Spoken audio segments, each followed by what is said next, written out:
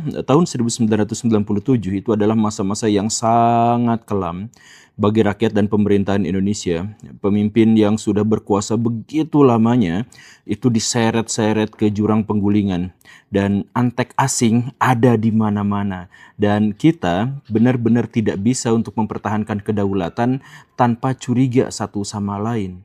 Rakyat kelaparan, utang menggunung, kemudian krisis ekonomi, krisis kepercayaan, krisis hukum, semuanya berakumulasi hanya dalam satu momen itu saja. Tentara Republik Indonesia tentu saja dituntut untuk bereaksi dalam hal ini. Tetapi pada waktu itu, bahkan tentara pun kebingungan siapa komandan bagi mereka. Presidennya itu dalam kondisi yang sangat kacau balau dalam status dan perannya. Kemudian perwira-perwiranya itu kebingungan juga mereka harus berpihak pada yang mana. Karena tentara itu kan didesain dan mendesain diri mereka sendiri untuk taat pada pimpinan. Nah, pimpinannya bingung. Tapi bagaimanapun mereka harus bergerak, makanya di pertengahan tahun 1997 itu para aktivis itu mulai diamati, mulai dimata-matai, kemudian alat-alat komunikasi mulai disadap, kemudian tokoh-tokoh perjuangan itu mulai dikuntit dan tokoh-tokoh yang berpengaruh mulai dicegat. Ada yang mendapatkan teror, ada yang sekedar mendapatkan hadangan. Tetapi di awal tahun 1998, teror dan pembuntutan itu naik sampai level yang sangat-sangat mengerikan. Yaitu apa? Penculikan. 2 Februari tahun 1997, Pius Lustrilanang itu diculik. Kemudian 4 Februari itu ada Desmond Juniani dan ada Haryanto Taslam, itu juga diculik. Kemudian tanggal 12 Februari itu ada Raharja Waluyo, Faisal Riza itu diculik. Kemudian ada tanggal 13-nya itu ada Nezar Patria, ada Aan dan ada Mugianto. Itu juga hilang diculik orang. Lalu tanggal 28 Maret tahun 1998 Andi Arief diculik. Dan bukan hanya penculikan, karena pada dasarnya penculikan itu juga akhirnya dikembalikan, orangnya ada lagi. Ada yang lebih mengerikan daripada itu. Udah diculik hilang sama sekali. Di antaranya adalah Wiji Tukul 10 Januari itu hilang.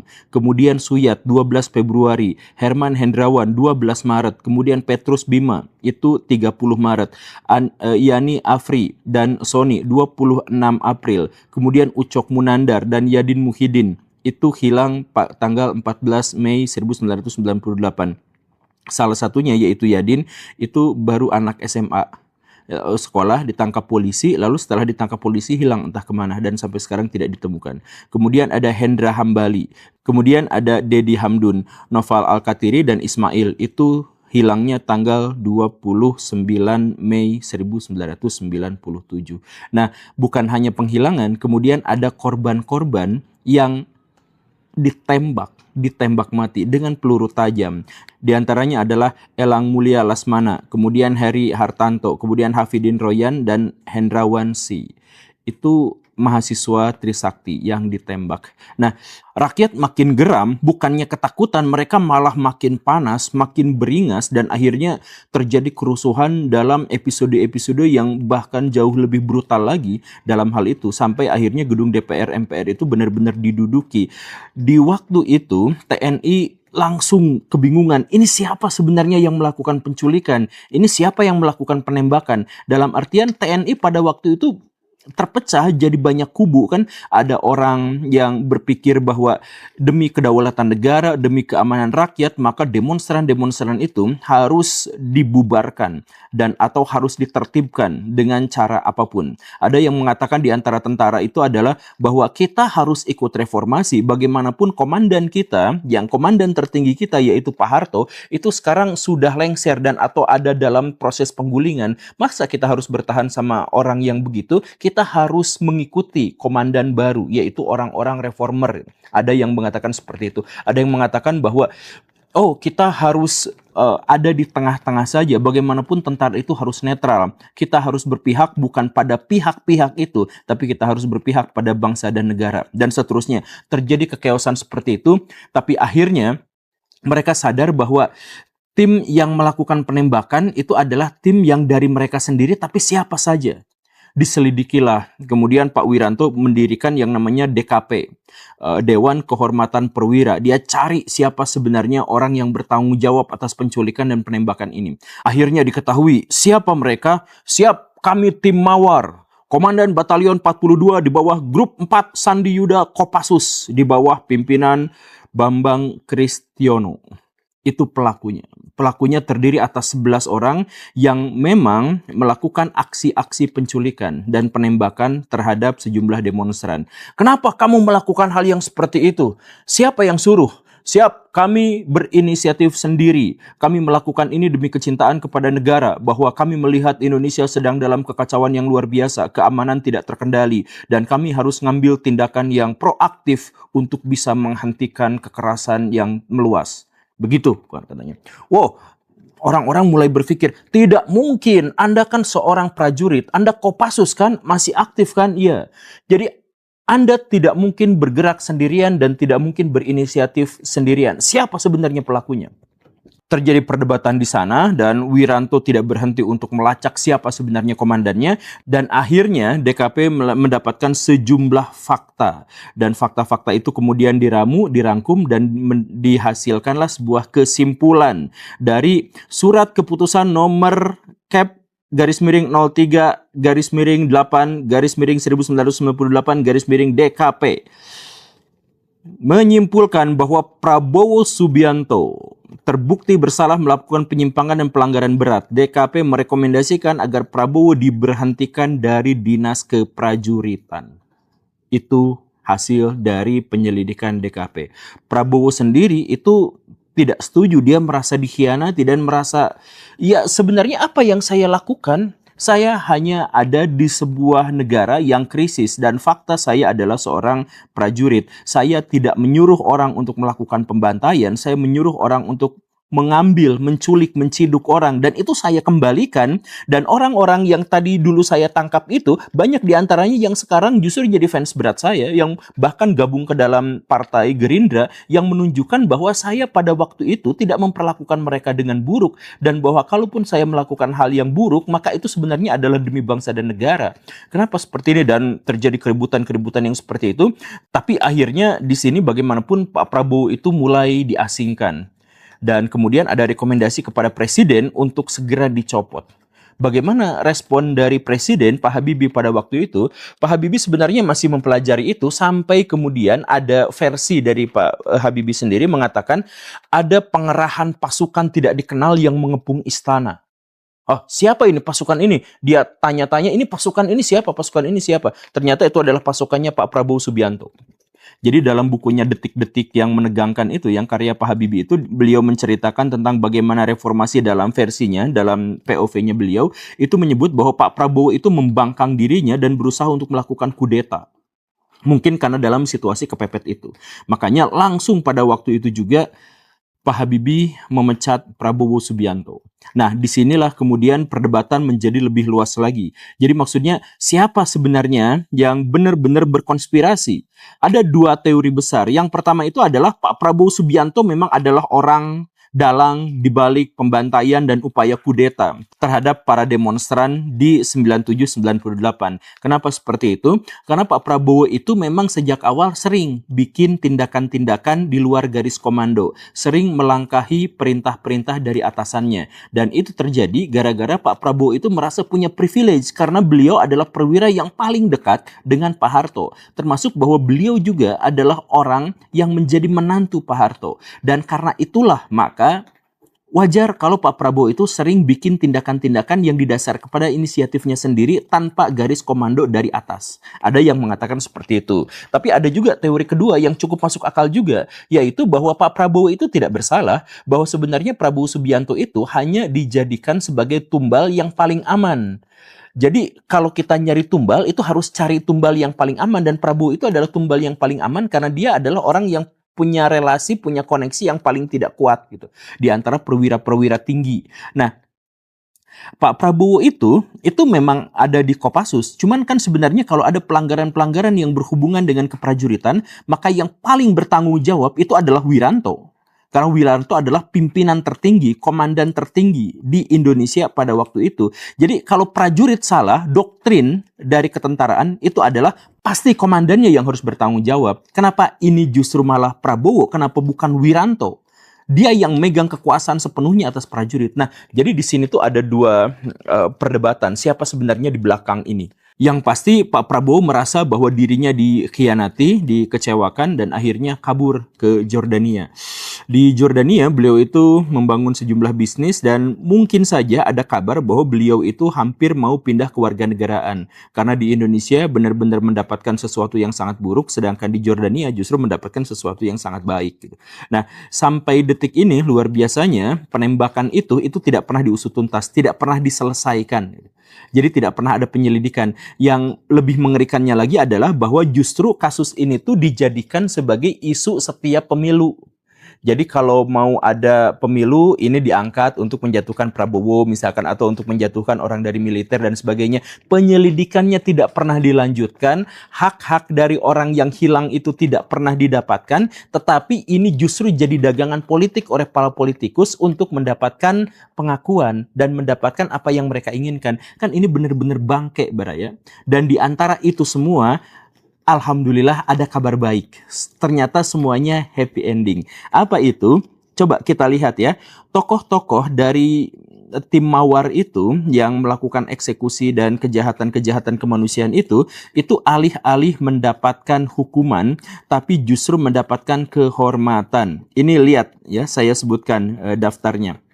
Pak Multazar, Pak Nugroho, Pak Julius, dan Pak Dadang itu dinyatakan bersalah dulu, kemudian dipenjara dulu, katanya vonisnya adalah 22 bulan penjara dan seterusnya, kemudian dipecat, tapi sekarang dipromosikan menjadi jenderal. Cek lagi kalau nggak salah tahun 2016. Kemudian Untung Budi itu diangkat sama Pak Jokowi justru menjadi Pangdam Jaya. Kemudian Pak Dadang dan Pak Julius itu mendapat eselon 1 yaitu Direktur Jenderal Potensi Pertahanan dan Kepala Badan Instalasi Strategis Pertahanan. Hujan, tapi kita lanjut. Itu gitu ya. Jadi semuanya ternyata dapat jabatan, Baraya. Jadi pelaku-pelaku yang dulu itu alhamdulillah ya dapat jabatan. Kemudian ada Pak Bambang itu diangkat menjadi Direktur Utama PT Tribuana Antarnusa, anak perusahaan Nusantara Energi Group milik Pak Prabowo Subianto. Kemudian Pak Fauka Nur Farid itu jadi petinggi Gerindra gitu ya. Kemudian Pak Hairawan menjadi Kepala Pos BIN. Nah, jadi Intel ya di wilayah Aceh. Dan kemudian menjadi staf ahli Panglima Tentara Nasional Indonesia. Begitu. Kemudian beliau lengser pensiun dengan pangkat Mayor Jenderal. Kemudian Pak Nugroho itu diangkat oleh Panglima TNI itu menjadi Kepala BSSN.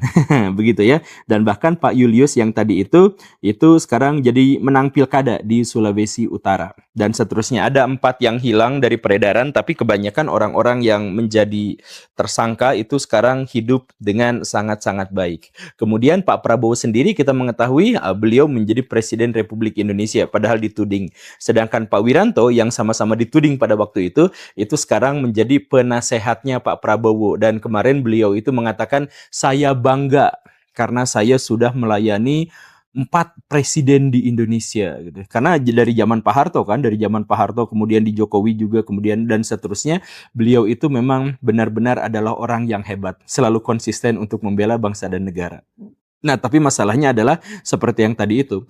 Penembakan itu fakta, penculikan itu fakta. Tetapi bagaimana ceritanya tidak pernah lebih dari jadi dagangan politik. Dan orang-orang yang terlibat dalam kasus itu, baik yang sekedar dituding maupun yang sudah ingkrah divonis, sekarang justru mendapatkan perlakuan yang luar biasa baik. Itulah ganjaran untuk para pelanggar hukum berat di Indonesia. Terima kasih karena sudah menyimak. Saya Guru Gembul. Assalamualaikum warahmatullahi wabarakatuh.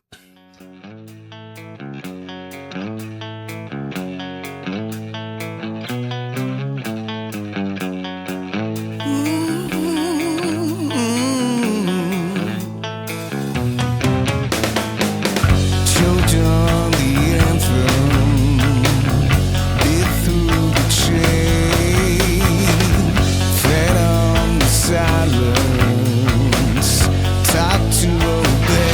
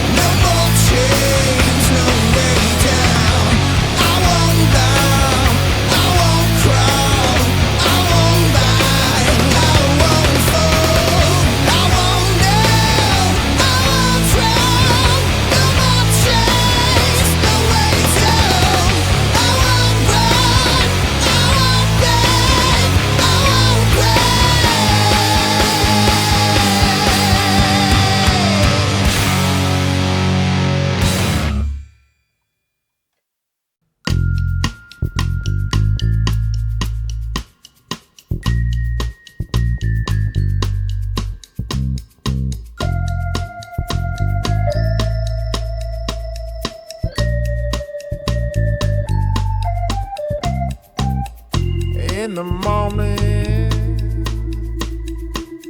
I wake up feeling no pain. Long stretches, I get to remember it. Then I see my bed is empty on one side. Back in the sheet, the only place I can hide. In the morning, I'm wondering how I'm gonna get through the night. Sick and weary, and only your love's gonna make it right.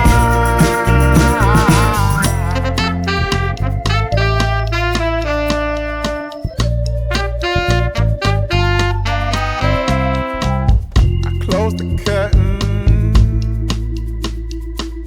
sweating, shaking all over. Imagine you're here.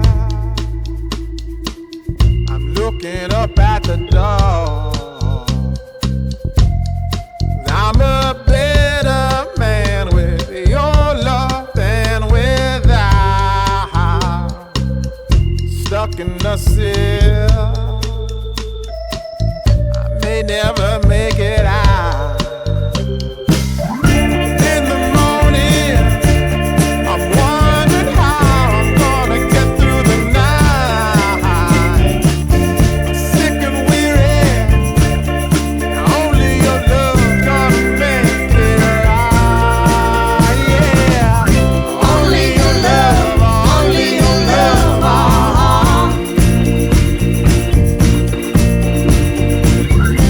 Only your love, only your love.